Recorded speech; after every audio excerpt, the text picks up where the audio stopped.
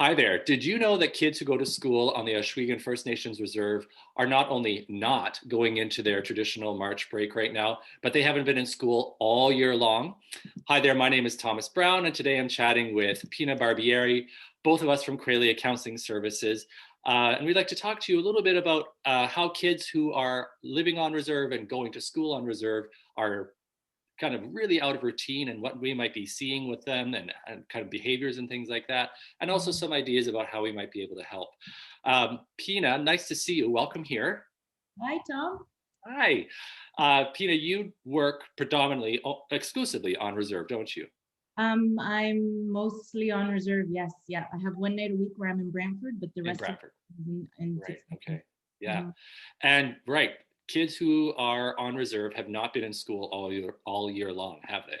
Actually, they have not been in school since pandemic started, which was last March. So it's been a Last year March. It's exactly. amazing. Wow. Mhm. And Been what do you, online. so yeah, all online. And what Oh, are you seeing with them at this point? They're been out of routine, out of school for so long, and now March break. Does that even mean anything to them coming up right now? I didn't even realize it was March break time.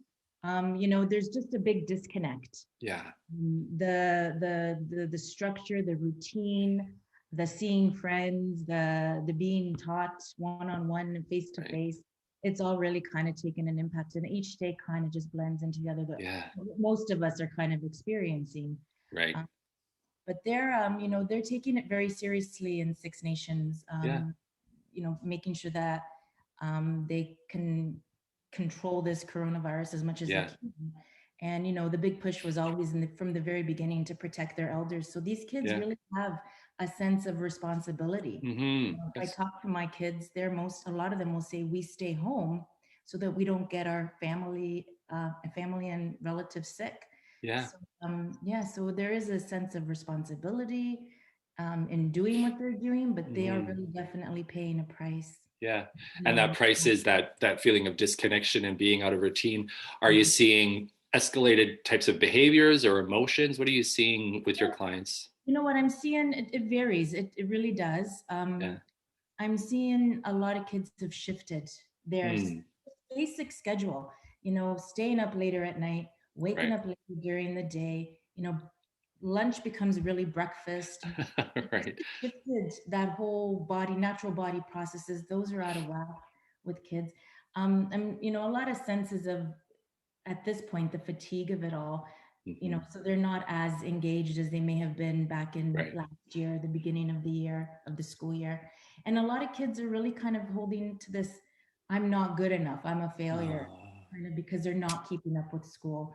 And it is, right. and a lot of them, internet issues are still, Yeah. alive and well in the reserve, on the reserve. And some schools don't even do online synchronous learning. They're doing Right. just sending home packages. So Right. it's a lot of independent learning. Teachers are doing their very, very best, Sure. but everybody's tired. It's Everyone's become tired. very Yeah. sad to Yeah. say. Yeah. Yeah, and those real structural barriers are such a thing on the reserve. You can't, the internet's dodgy, and whether there's a computer at home, right? Yeah, I can, yeah. So to that end, what are some tips or ideas that you've got for, parents who are, I know, doing such a good job and wearing so many hats? What would you suggest, or what ideas would you kind of put out there? First of all, I just make sure we normalize that this isn't about your failure or your child's failure, Yeah, your ability to keep your child motivated in school. This is a contextual thing. It's right, kids, we're not expecting them to succeed in this environment. right. We're expecting them just to be able to maintain and get through. hmm I think, I did a funny, it was fun.